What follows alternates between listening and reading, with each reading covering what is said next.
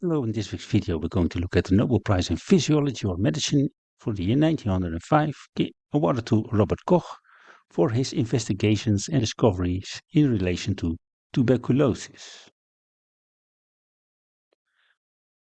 Well, we're going to follow his line of thought in his Nobel Prize lecture, which is of course summarized by me. You see the man working at his desk with his instruments. Let's start. Tuberculosis was until recently not only considered infectious. This changed when the tubercle bacillus was discovered and measures against were taken to protect the population.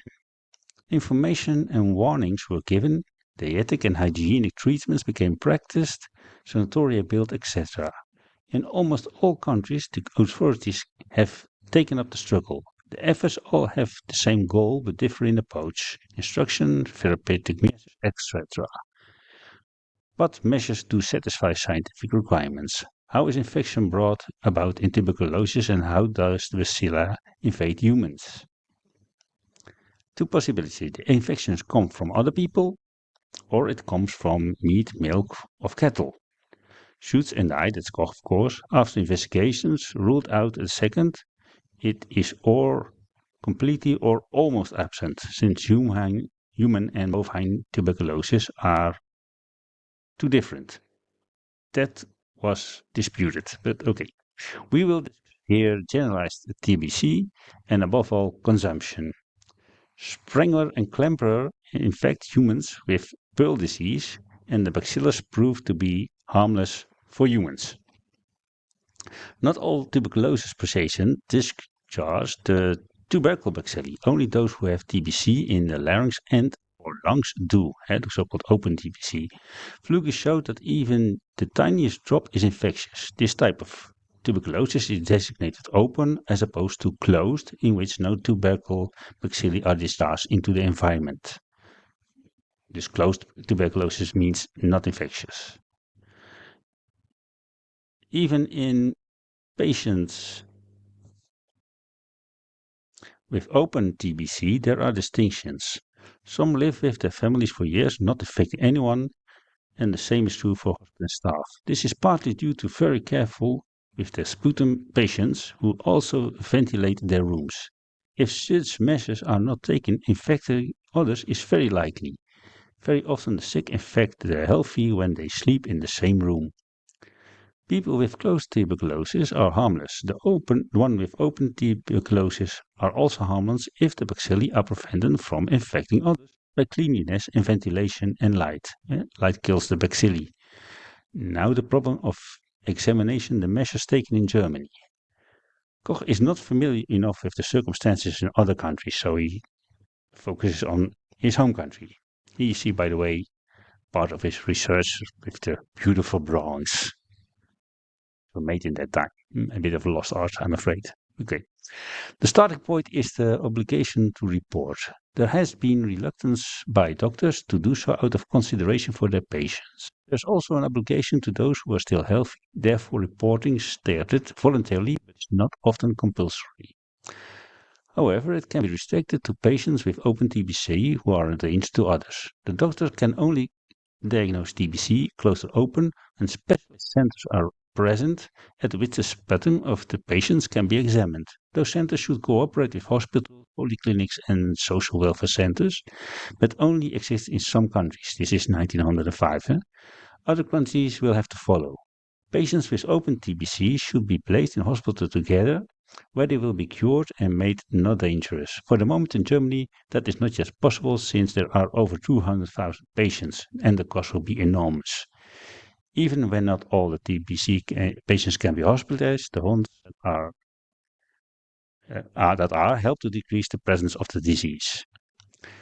Remember the instructive fight against leprosy in Norway. Not all lepers were isolated, only dangerous were. The results 3,000 patients in 1856 and only 500 now. The same must be done with tuberculosis patients. Only the dangerous patients should be accommodated in hospitals. There's more happening in some places than is usually supposed, for instance in Berlin and Stockholm. The consumptive patients can no longer spread infection. This halts the progress of the disease. We see therefore a significant falling off of mortality due to consumption in several countries. In Prussia, between 1876 and 1886, the mortality is dropped with 30% while the population was growing. And other countries like Austria and Hungary, the percentage has not dropped. The measures were not taken. Again, a beautiful picture, this time by Paul Ehrlich on tuberculosis. Important is the improvement of the situation of the lowest strata in society, especially housing and knowledge about the risk of infection. Also, the better vision for consumptives in the terminal stage, their being in hospitals, has contributed most in the improvement of the TBC situation.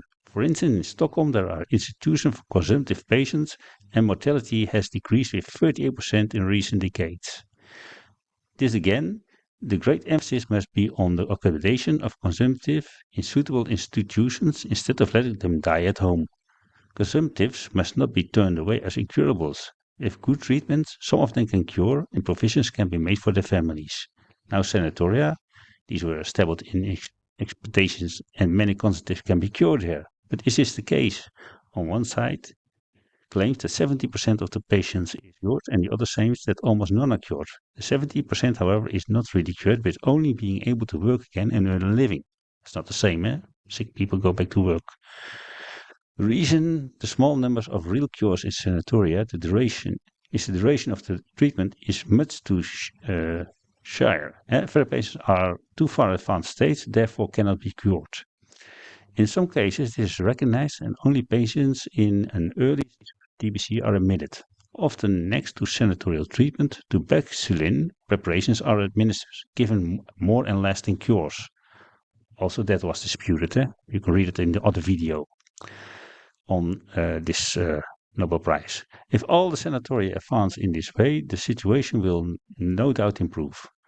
What then about the patients in advanced stages of the disease? If they were abandoned to their fate, then the fight against TBC will suffer the consequences. COMET has the merit to fill these gaps, taking care of patients with outpatient clinics he organized. In Germany, 50 of these, next to 100 sanatoria, have been set up, and more are to follow. It was Germany also that the outpatient clinics, which were originally only intended to provide working classes with free advice, mental agreement, and mental support as well, were substantially broadened in scope and completed under the guidance of Putin and Kaiserling. Now they do not only save a particular class, but all helpless sufferers from tuberculosis in every way. The sick are visited at home. They and the patients receive instruction and advice. If necessary, money is given to arrange the separation of the sick from the healthy. This to make the sick less harmful. The families are supported by giving them food, fuel, etc. The institute does not give medical treatment, but sees to it that the sick do receive it. The relatives, especially the children, are watched from time to time to check for new inventions. Therefore, the institute are called social welfare centers. They may be the most important weapon against the disease, and it is to be hoped that they spread over the country in a close network. But also other weapons are still needed. Duty to resuscitate, hospitals, sanatoria, and social welfare centers all are needed. First of all, the efforts to instruct the people about TBC. You see his original paper about the discovery bacteria. In addition, numerous societies and associations give a lot of help by supplying money to found sanatoria and convalescent homes, to endow free beds, and to support the families of poor consumptives, etc. The fight against tuberculosis needs quite considerably final resources. Basically, it is only a question of money.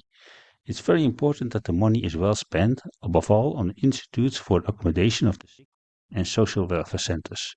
The state can also do its part, introducing legislation for compulsory registration for tuberculosis. This is already in force for all other important widespread infectious diseases. In several countries this has already happened, and it is to be hoped that the other civilized countries will soon follow this example. The same for the compulsory isolation of the sick people who are particularly dangerous to those surrounding them. According to my experience in the fight against contagious diseases, we can, however, dispense with the stern measures if we only take the admission of consumptives into suitable hospitals earlier in the way indicated. then we will achieve all we need.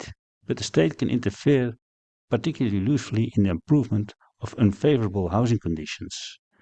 Privacy is virtually powerless against this nuisance. If we look back on what happened in recent years in the fight against tuberculosis as widespread infectious disease, then we cannot help but gain the impression that quite an important beginning is made. The struggle has caught hold along the whole line, and enthusiasm for the lofty aims runs so high that the slackening is no longer to be feared. If the work goes on in this powerful way, then the victory must be won. A summary of the lecture, of course, the complete lecture can be found following this link, which will also be in the description under the video. Here again, you see some of Koch postulates on the relation between causative hope and a disease. If you want to read them, pause the video or follow the link. Well, this was it for this week. Thank you for watching. This was the Nobel Prize in Physiology or Medicine for the year 1905. Next week we will return with, of course, the next year, 1906. First, a video in general, and the week after that, the lecture, as always. Thank you for watching, and maybe till the next time.